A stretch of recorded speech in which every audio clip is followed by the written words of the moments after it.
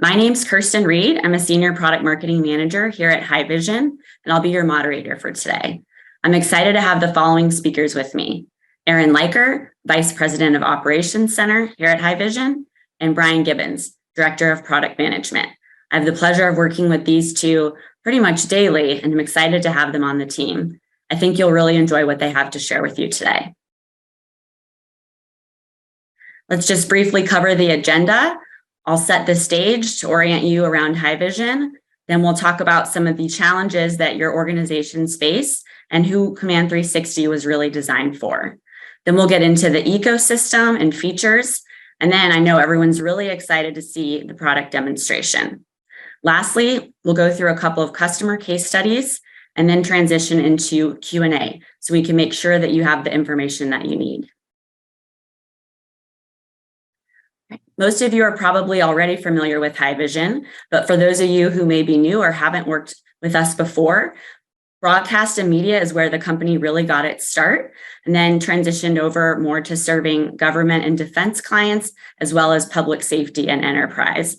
So whether you are trying to stream a live broadcast or communicate internally with your stakeholders or an external group, or if you're monitoring mission and business critical operations, Haivision is the company that you want to choose. Here are some products from each of our market portfolios. Most of you are probably familiar with our Makito video encoder series, as well as our SRT, SST alliances. Haivision Kraken, we do a lot of ISR platform work. And then, of course, Haivision Media Platform for enterprise video platform. When Haivision acquired CineMassive a few years ago, that also brought with it the real-time situational awareness capability of Haivision Command 360. So it's a really natural fit into the rest of Haivision's product portfolio. Okay, I'll let Aaron go ahead and get started with organizations. Yeah, thanks, Kirsten. The Command 360 product suite is used in numerous industries, most notably the ones on the screen. So, from defense organizations, conducting, battle management, intelligence, surveillance, reconnaissance missions, coordinating logistics, numerous use cases within that space. Generally common characteristic is a lot of folks within the command center have very siloed roles, but all work together in unison to achieve the common mission. Governments around the world are protecting critical national infrastructure or cyber infrastructure, or coordinating a government level response to an emergent situation. So the goal there is to provide situational awareness through aggregating of systems information, event management type tools, emergency response type tools, all within a single platform, regardless of its original source. In public safety, big trend in real time policing, the E911 movement. That information is coming in from lots of different places now. It's not as siloed as it used to be. There's a lot more coordination between departments. You've got emergency management agencies who are conducting large scale emergency response with a lot of teams who maybe aren't familiar with the technology that they're entering into that emergency operations center. That's where having a tool that's very easy to use is critically important. And in enterprise, you have physical security type centers, fraud detection, cyber security operations centers, network monitoring, just making sure the network and other digital assets are functioning appropriately, and also with the proliferation of data centers across the world, is making sure those facilities are running at in an optimum way. At the end of the day, the product is about achieving real-time situational awareness and collaborating with colleagues. Kirsten, if you don't mind. So how we do that is, one, we want to be able to securely visualize the content that's necessary to make those decisions. Security is very important. So, bringing those in encrypted feeds from wherever their source is, whatever that, whether it's a physical workstation or a virtual machine or a web-based asset or a device that's being brought into the command center, without notice. The other thing that's very common amongst our customer base is that these are dynamically changing. So, oftentimes, you may not know where that information source is going to be before you need it. So we wanted to make a very flexible platform that allows you to go, grab that information wherever it may be. And then also, collaborating with colleagues. So, it's no longer, the central decision-making authority is not always in the room. So we wanted to make it to where you can integrate with your common, UC platforms, audio video devices that are common in these spaces. And at the end of the day, all of this contributes to, real-time situational awareness and more effective decision making. I'm going to turn over to Brian Gibbons to kind of talk you through the elements of the Command 360 platform. Thanks, Aaron. So as Aaron mentioned, the key to Command 360 as a software platform is really its flexibility to get you any content anywhere in the world, and we've got some tools that really help us to do that, right? So on the content acquisition side, we can get content off of workstation and laptops that might be in your command center. We have our Cinelink tool that helps accomplish that. More so, even so, that means any really application that you're running on your workstation, you can then share to a wall anywhere in the world. We have another tool called our Cine Agent tool, which really helps us get that web-based content. It can be really used to run any application, but one of the most successful use case of it is running web browsers. So any web content we can route to those walls as well, and you can actually interact with it like you can with a web browser. And I think with even nowadays, more of that stuff is moving into the cloud, and even so, things that traditionally like dashboards and whatever, it's not just for web pages as we think of them, but for applications that are web based, it's a great tool for that too. And even meetings can be kind of hosted through Teams and Zoom and stuff like that, using that tool as well, and then routed. We can also route content from other types of inputs you have, like cameras or media players. I know a lot of times these control centers have cable boxes, so we can route cable in there as well. So we really try to acquire media from a lot of different sources, really all different sources. We have ways of gathering that and then sort of routing it through the Command 360 software, so the end user is not having to think about any of that. They can route that to any wall around the world through our alpha systems. Our alphas is not a one size fits all solution. Our alphas come in many different sizes, and all of this is modular too. So if you need more than one alpha, the system handles all of that. And because all that processing has been distributed, adding new features isn't taxing your main video processors either. So it's really a very modular design. We have all different sizes, and sort of the final output of that is often that video wall. And that video wall can be a 2x2 to a 20x20. I mean, we can support the largest walls in the world. And we even have ruggedized solutions to get those walls out sort of in a more mobile, movable kind of situation as well. So when we were designing Command 360, it's the follow-up to a previous product of ours, and we wanted to use the feedback of what our customers were telling us and really give a great user experience. And one of those was it's got to be easy to set up and deploy and use. We really wanted to make sure that people weren't having to involve either a Haivision employee or their own IT to do their day-to-day tasks or to make changes, right? I mean, as Aaron mentioned, we've got to be flexible, and as the situation changes, we want to put that into people's hands that they can make those changes themselves, and then not have to have to fly somebody out and do some additional programming to make the system work.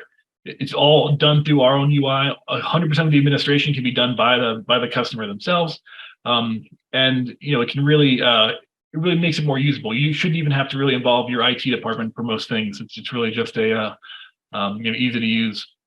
And you can have that centralized administration as well. So if you have satellite offices and you want to administer those remotely, we have this concept of really from one location, you can really administer all the other locations if you choose to do that way as well.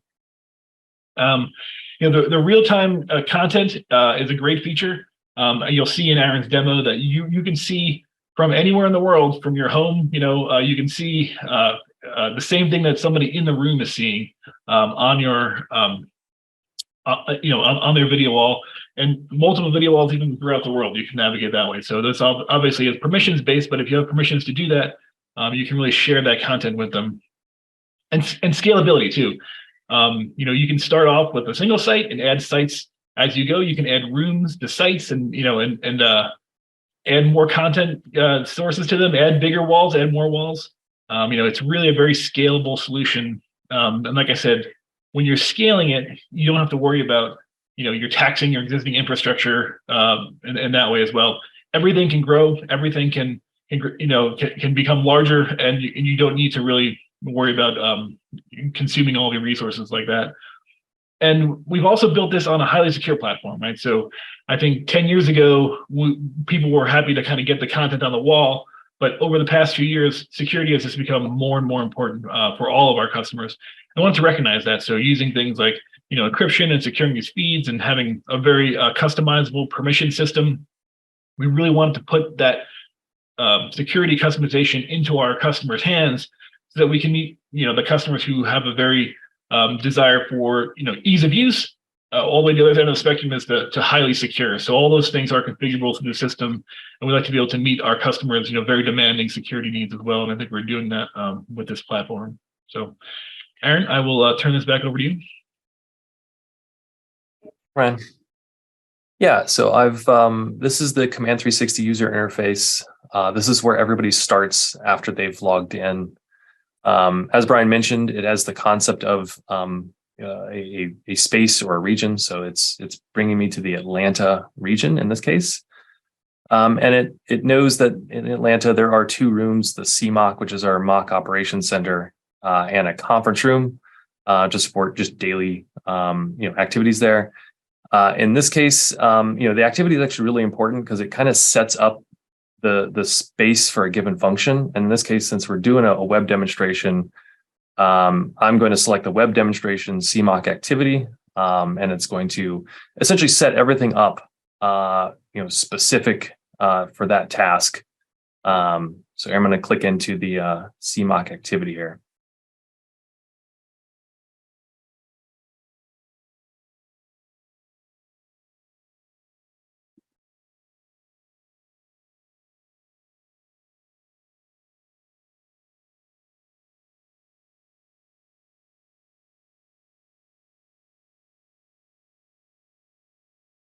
So once I'm in that activity, it brings me to whatever the primary display is. So this is a real-time live feed of that display. I can, of course, select other displays.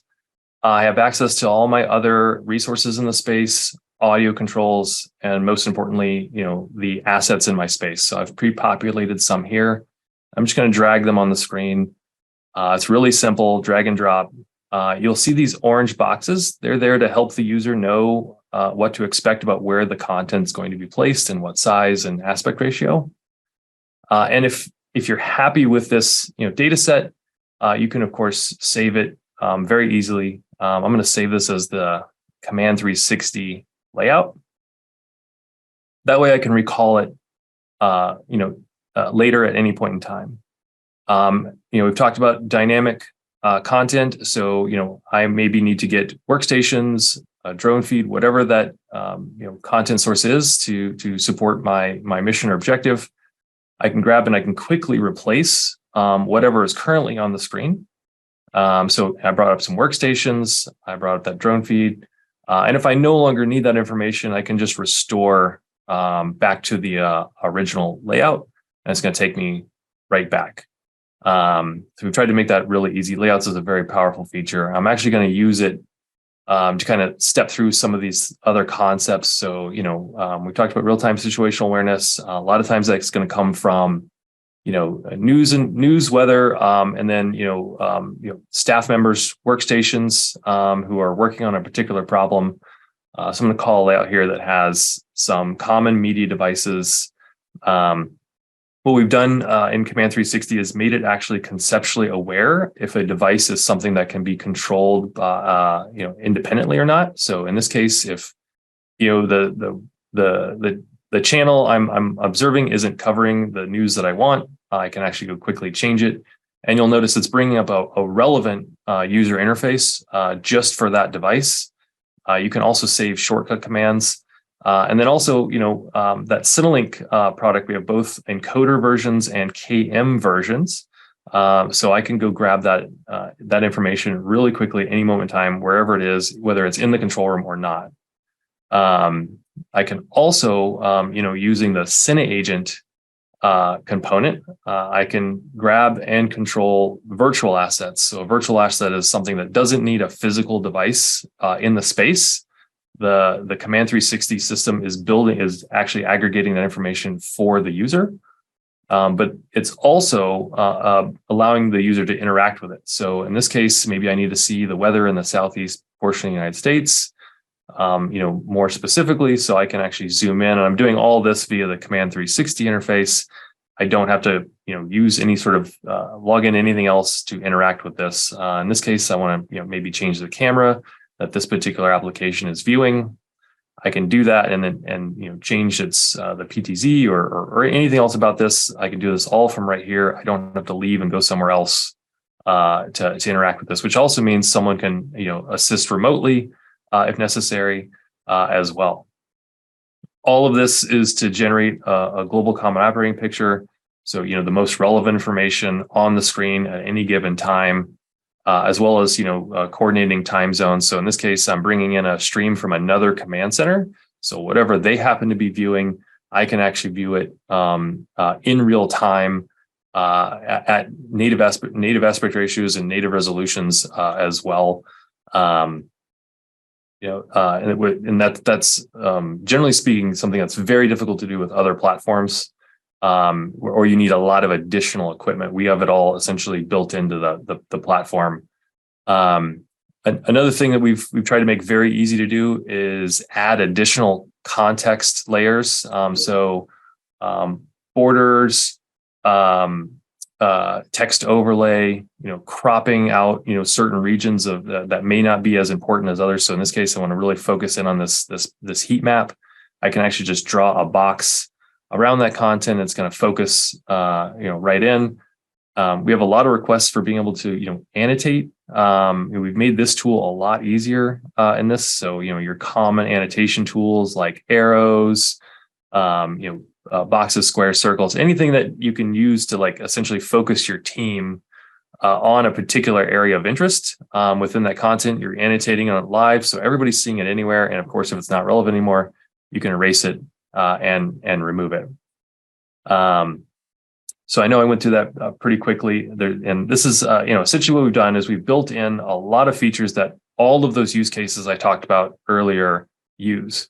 Well, on occasion, you may need to build in a workflow tool for you, specific to your operation. One example might be sanitizing the displays in case you have an uncleared personnel walk through.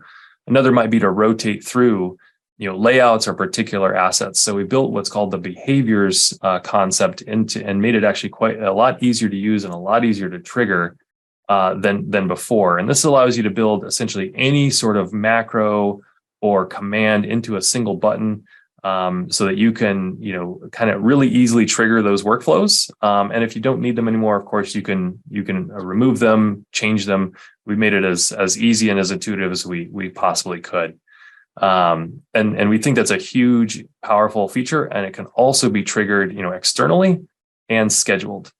And if anybody wants to see any of this in more depth, we can always do dedicated demonstrations. Happy to do so. I'm going to clear out the wall here, and then I'm going to turn it back over to Kirsten so she can talk through some of how our customers are using this today.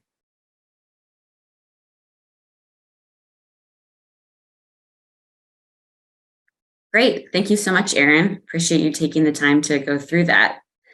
So I hope all of you got to see a little bit about the power of Command 360. One thing I think is really helpful to pair with that is understanding how our actual customers are using the technology to accomplish their day-to-day business and operations. So the first case study I'm going to talk about is the city of Chesapeake, Virginia, and their Public Safety Operations Center. So as you can see from the pictures, they have multiple rooms as part of their PSOC. That includes those that are listed on the slide. So everything from an emergency operations center to meeting rooms and breakout spaces. One of the main challenges that the city of Chesapeake had and they came to Haivision for was they really didn't have a way to aggregate and share critical information for such a large geographical area that they're responsible for. So a lot of times their personnel, it was just really slow and inefficient to communicate across different departments. Another challenge that they had was restricted wireless capabilities, and that's because of their location near the DC area from nearby federal agency offices and military outposts. So they were sort of handicapped in that regard, and were looking for a way to kind of step up their game and really be able to collaborate more efficiently across departments, and then with some of those agency and military partners as well. So as you can see from Mr. Williams' quote, the reason that they chose to work with Haivision was the ease of use and how quickly someone could walk in and start operating the system. I don't think I've ever gone out to look for a solution and thought to myself, why don't I find a really complicated product? Like I want to spend a lot of time learning how to use this. When you're in situations where you're protecting people, property, digital infrastructure, you don't really want to have to spend a lot of time or resources getting trained. So that's something that I feel like we really have a competitive advantage. And we hear from customers that that's a key criteria when they're making a decision on who to partner with to set up these types of operations centers. Okay. Next one I'd like to talk about is McKesson. And McKesson came to us and they said, look, we have a corporate cybersecurity operations center. We're really looking to upgrade to have more of a global security operations center.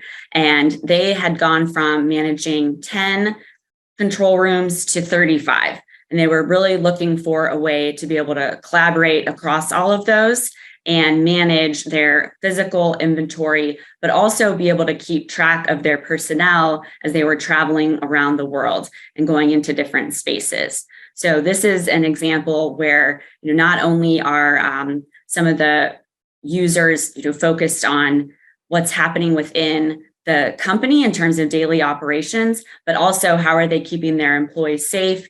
They're traveling in areas that might be considered higher risk than others, and just ensuring that they had that common operating picture across all of their sites. And then you can see the quote from Mr. Schubert, we're receiving data on a moment-to-moment basis from all of our programs, video walls giving them a snapshot of events that are happening globally. So, from a city operations center to now a major corporation's security operations center, you can kind of get a flavor for how different organizations are establishing that real-time situational awareness to make critical decisions. Okay, before we get to your questions, I want to share a little bit about where you can find more information on Command 360. You're welcome to visit our website, haivision.com. We have a lot of information there on Command 360, but of course on our other products as well, if you're kind of looking to explore some of the other solutions that we offer. And then we're going to share a link in the chat, which is our product data sheet. So that's a brochure on Command 360.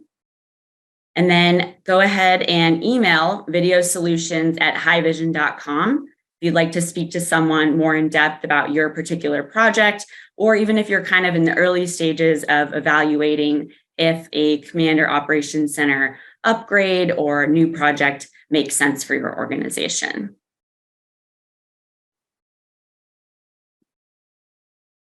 And with that, let's go ahead and move to our Q&A.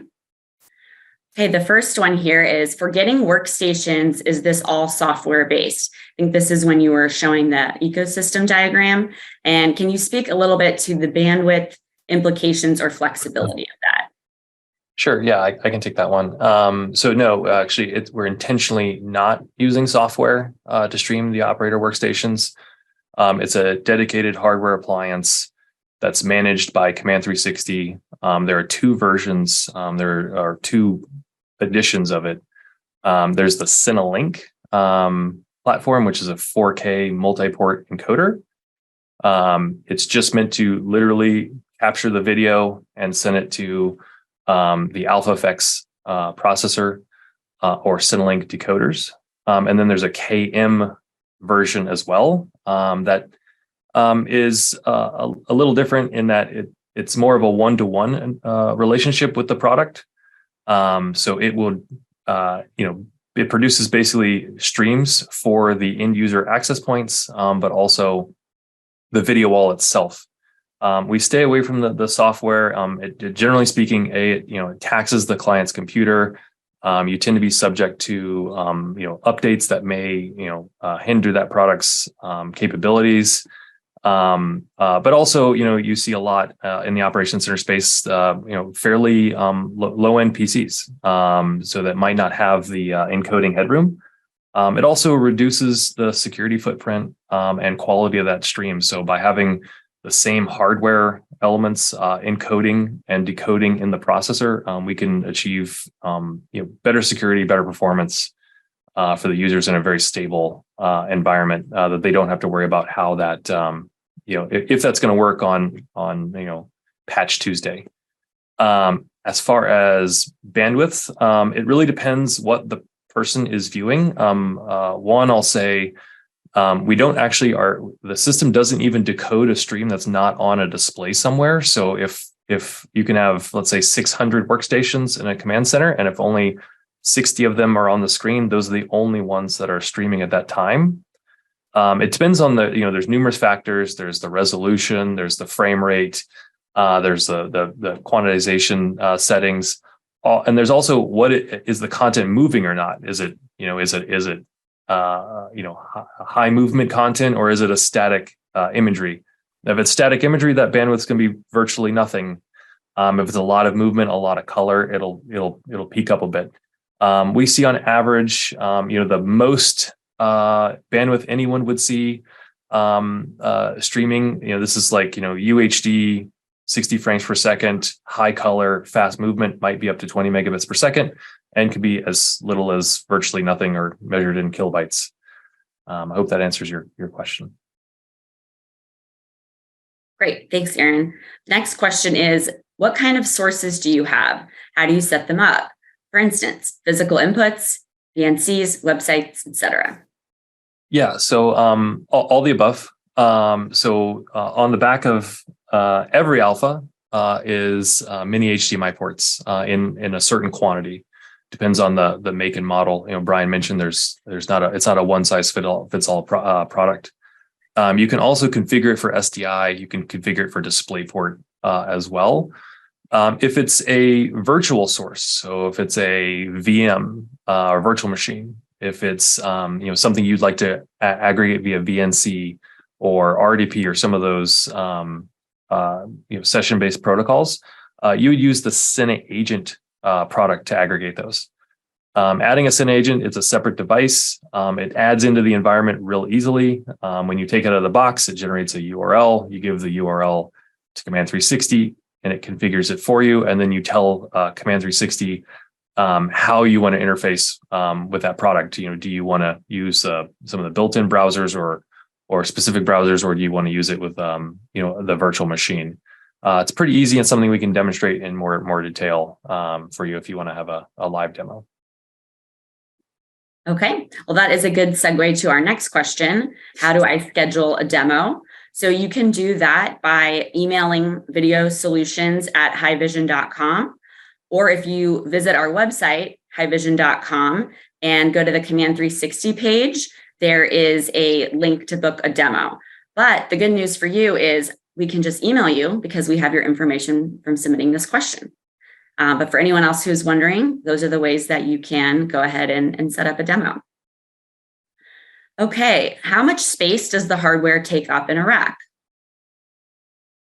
It depends. So these systems range, and also the environments that they get installed into range significantly. It can be as small as a 1RU device, and we've had implementations where it takes racks upon racks upon racks. It just depends on the size. Essentially, at the end of it takes the two variables that matter the most is what is the video wall? What make? Some video wall manufacturers have, and typically LED, direct LED walls have additional LED processing gear in the rack, which we interface with directly. But very big systems can take a lot of space, and of course there are smaller systems that are literally as small as a 1RU. So it kind of depends. The other element is where is your content? If it's mostly residing on the operations center floor, a lot of the capture side, which is going to be a Cinelink, it's installed near the computer itself. So it doesn't take any space in a rack. And the only thing you have in the rack then is the Alpha FX video processor, and on occasion, a Command 360 manager. I know that's an open question, but it really does depend on the requirements. Okay. How many video walls can I support with one wall controller? So it really depends. Again, so we just made it flexible. So at the Alpha's job is really to produce a certain amount of pixels. How you slice that up into different display walls is up to you. We have had some systems that are not only producing 5 or 6 different video walls of varying sizes and configurations, but also is pushing 20 auxiliary feeds at the same time. The maximum number that any one Alpha can support is roughly 72 independent 1080p screens. You can of course slice that into different things like 18 4K displays, or any number within there as well. So our job was really to make it flexible, and then as you're designing your project, we can help make sure you're picking the right Alpha configuration for that particular requirement. And Aaron, just to add on to that, you're not limited to just one Alpha either. You can have multiple Alphas if that's what you need to. So some people would have one larger Alpha, some people want to split it up into smaller Alphas. I mean, it's very dynamic and very configurable. And it's very easy to set up those displays. You just tell it the resolution and the configuration of the display, drop it onto that canvas that pixel canvas that we mentioned, and the display is ready to go. And then you insert it into a room. All right. Next question. Does the hardware run on Windows 10 LCS or Linux or another OS? Windows 10 LTSC is the baseline OS of the Alpha video wall controllers, the Cine agents, and the Command 360 managers. And we have it Windows 11 ready as well for when that becomes a requirement. Okay. How can you manage workstations where different users with different security clearances for access to specific content, but not other content intended for higher clearance levels? That's a good question. So that's where we suggest every user have their own login. So Command 360 has its own identity management mechanism. You can also defer that to single sign-on applications as well. But let's say you're using the one built into Command 360. It knows who the individual, but it also knows that a room is a given room, and then you'll use that activity function to essentially set the security level within that space. So if you set it to, let's say, the highest security level, it can access all the content, and as you step it down into lower security access levels, you can tell it, this content's no longer available here.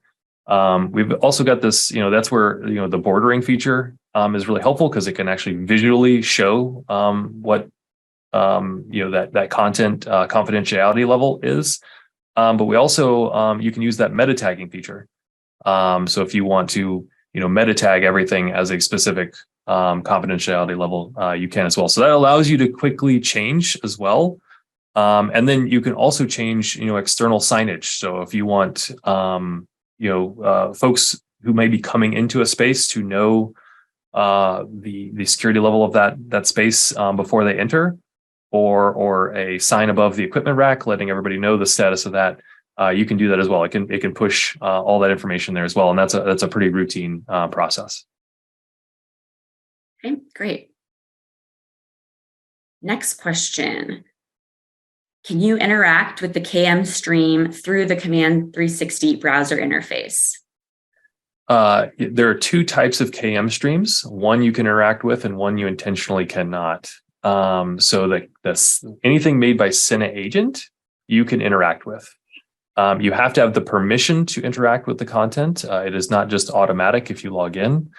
And then the KM streams that are built into the Cinelink KVM product line, you intentionally cannot. We made it to where that's administered separately, but not through the web UI. And that's just for customers who want maybe a different security posture. Okay, great. I have a Mac-based system. Would that be a problem? No. So, you can use, Command 360. It's web-based. It's, we test it on, all the major browsers. So if you happen to use Safari, that's fine. It's common for folks to use, iPads as interface devices as well. And if you have an Apple device that is the content mechanism, it works as well. So you'll plug it in. The only thing you can't do is you can't view like protected content that you might get from a national streaming service. But all the other applications within a Mac environment work just fine and have for a very long time. Okay, great. Can the system output the same tiled configuration with a projector or projectors? It can. So it's display agnostic. So it doesn't matter. It's just going to treat that display like any other display. But and then I'll add to that. It also doesn't have to be a display. It's common that we also output to Makito encoders, Microsoft Teams, Zoom type devices, Cisco type codecs.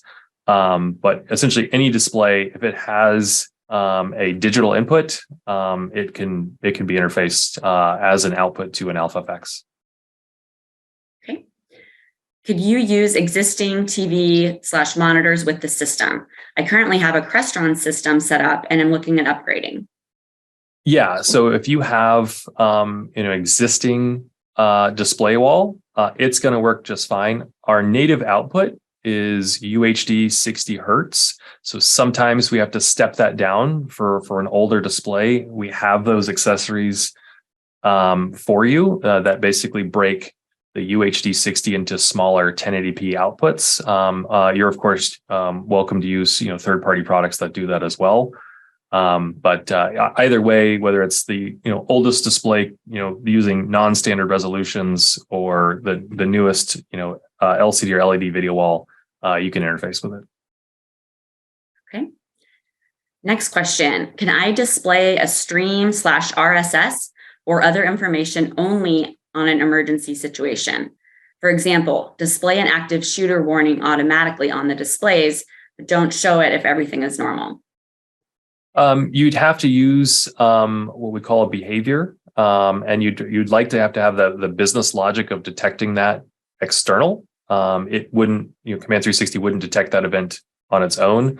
But if you detect that event externally and, through a behavior, push a device that's viewing an RSS feed, you could push it onto the screen. We have several customers who use various third-party systems that detect events. Those events then trigger behaviors, and those behaviors can be essentially programmed to do whatever it is you wanted to do. And that's kind of how we achieve those more dynamic workflows that maybe not every market needs. So that's how you do it. There's no RSS playback natively in Command 360, but if you have a third-party device that's doing it, it can be pushed onto the screen in a defined location. Okay, great. what services are you able to offer along with the solution? For instance, install, commissioning, training, support, etc. All of the above, but I'll let Aaron elaborate. Yeah, so it depends. So we assist in installation. Generally speaking, it's in an assisted installation format. We often routinely commission. If the project is of a certain size, we'll assist in the project management of that. And of course, it's fairly routine, especially for newer customers to receive some training specifically from us. And then we offer support tiers not only to end users, but also our integration partners who are deploying our technology all the time. Okay. Next question. Would you mind briefly touching on the pros and cons of LCD versus LED panels for a large display wall? Yeah, they both have their merits in the marketplace and in command centers. Generally speaking, LCDs are often less expensive and higher resolution, but they don't offer the seamlessness, the color uniformity, the brightness, and sometimes the longevity that direct LED has. With direct LED, we just recommend definitely make sure your content and your application's a fit, just like you would with LCD. But that and projectors and all those others are definitely viable display options. We just generally recommend look at your content on the display of choice, evaluate your options, and just know that any of those options you choose will work with the alpha effects. And in the process to set that up, there is a guided process that will do either one for LCD or LED within the software itself. So both of those are absolutely natively supported and really not a preference. But as Aaron said, there are pros and cons to the technologies for sure. Okay. Is the product capable of role-based access control? Yes. Yep. And those are customizable. You can create your own roles by selecting permissions. You can give multiple roles even, and it'll get the sum of the permissions for that as well. So it's very it is both role based, and is even if you have a multi-site and multi-room location, you can even additionally control where you're going and what you can do when you get there. So it's very, very easy to do that, and very much customers can create the roles that work for them. Okay. And along those lines, can external users outside the state, such as county, federal, et cetera, have access as well in an emergency operations situation? Somewhat situational. Those folks would have to have been given network access to the network the system resides on, and they would also have to have a login.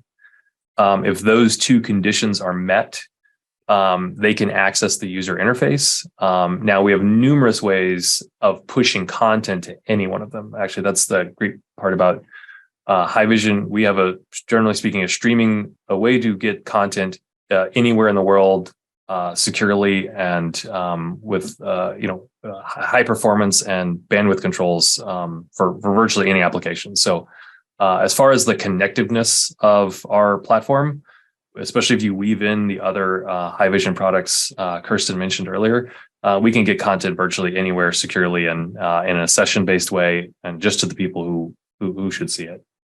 And if you want to know more about that, email us separately because there's a lot of options that we can go through there. Right. Can the system be run completely on premises? Can hardware, firmware be manually updated? Yeah, so it's actually designed for an on-prem situation. We have no cloud connectivity. There's no remote management from Haivision for this. We value our customers' privacy significantly. So there's actually no way for this solution to currently talk back to Haivision. And as far as how updates occur, yeah, they're generally done on site. And they're typically done, albeit manually, where the customer, Haivision or our integration partner apply the updates at that moment in time. We update quite frequently, but customers do not have to update if they do not want to or don't see a particular new feature that they need. How are you handling SDI inputs and outputs? Are there any I/O boards? There are SDI input boards that you can configure into the Pro and the Elite versions of the processor.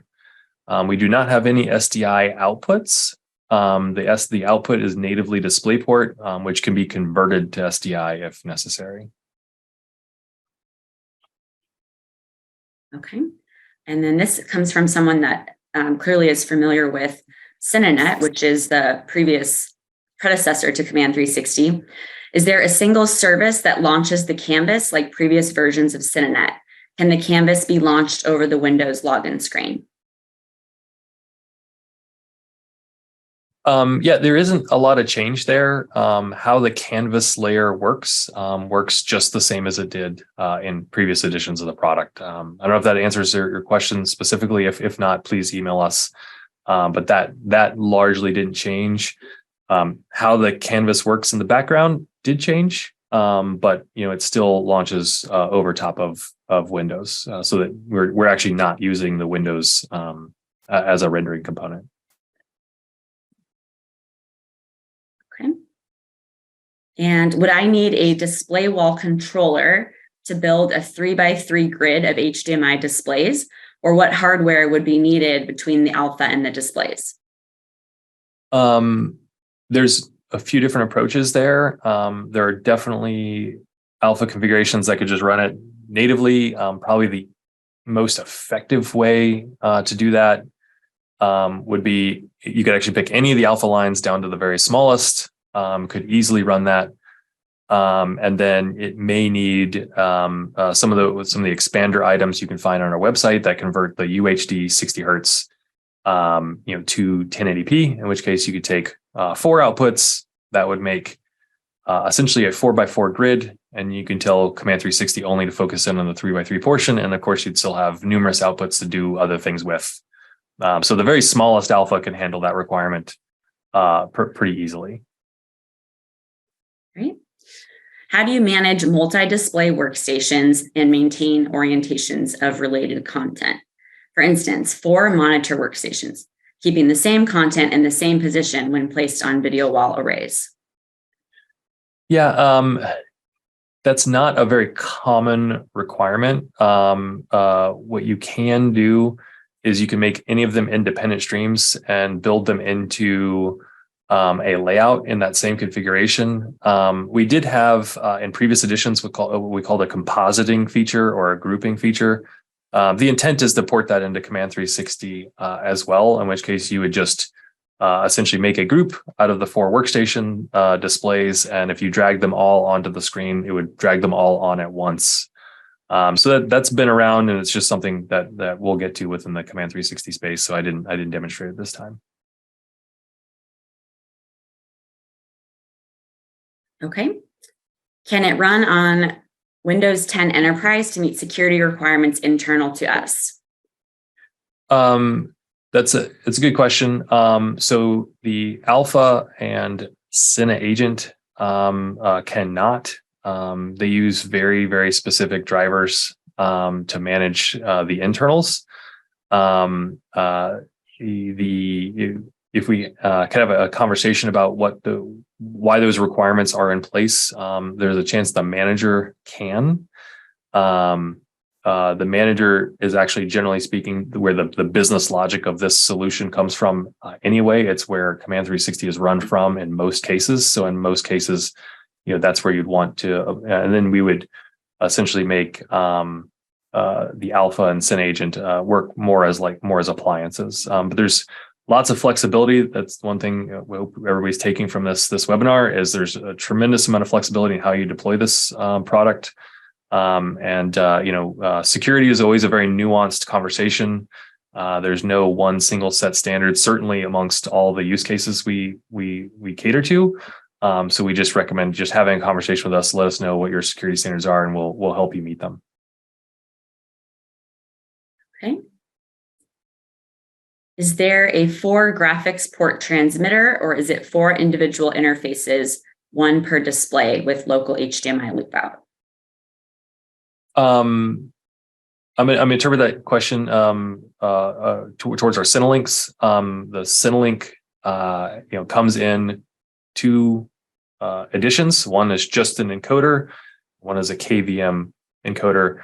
The just encoder version comes in a 2-port with 2 loop out version and a 4-port with 4 loop out version.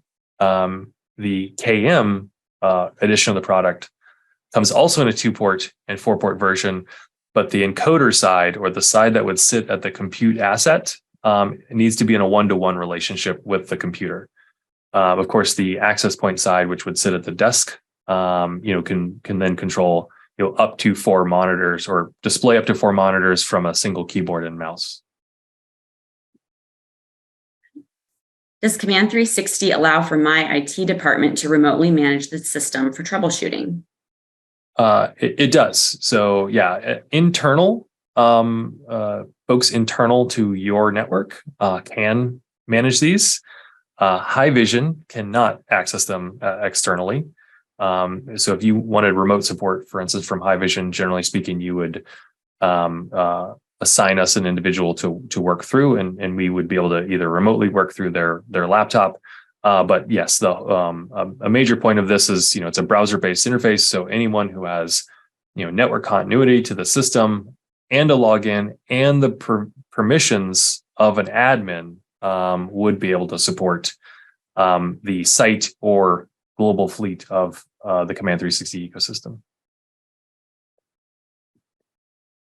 Is there a demo system or showroom in Atlanta? There is. It's fantastic. We call it the CMOC. We can email you a picture. We highly encourage anybody in the Southeast or within a reasonable plane ride to come visit, because you can actually touch and feel, and we can also mimic your use case in most cases in that environment. It's a fantastic space. Anybody who wants to see all this in action, it's a great way to do that. And someone asked if we have list price information available on our website. And I will answer that. And the answer is we do not. And that's because it really does range. So we'd like to take the opportunity to talk to you about your specific requirements and use case, rather than throwing out such a wide range. As you've heard through the demonstration and the Q&A, it's very flexible and can be tailored to meet your needs.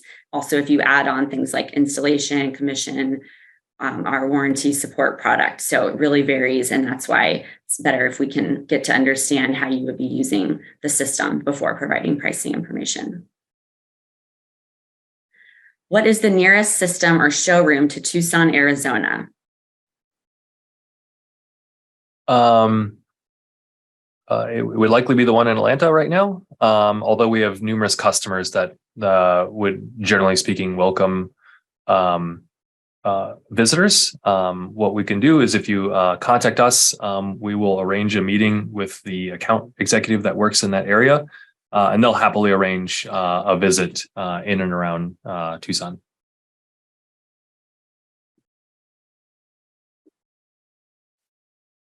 Great. Is it more challenging for the system to run 4K versus 1080?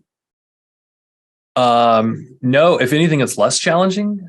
But no, it doesn't matter which resolution, as long as you're within some conventional standard. We even have options of using somewhat non-standard resolutions with a little bit of notice.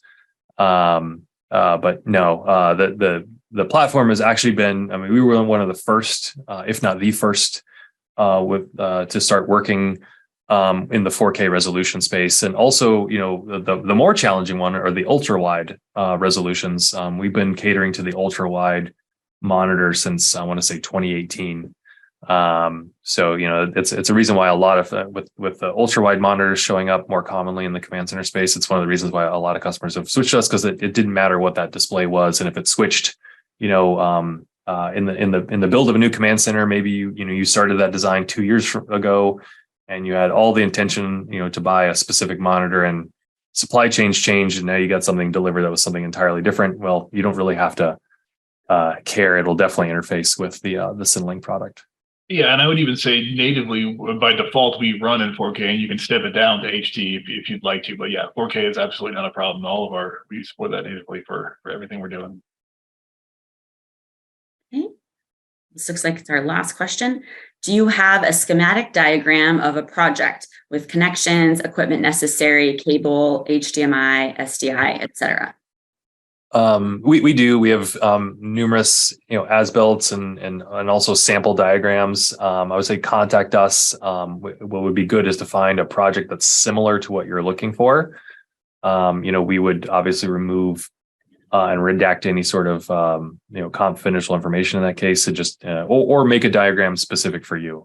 That's not too much trouble to do that as well.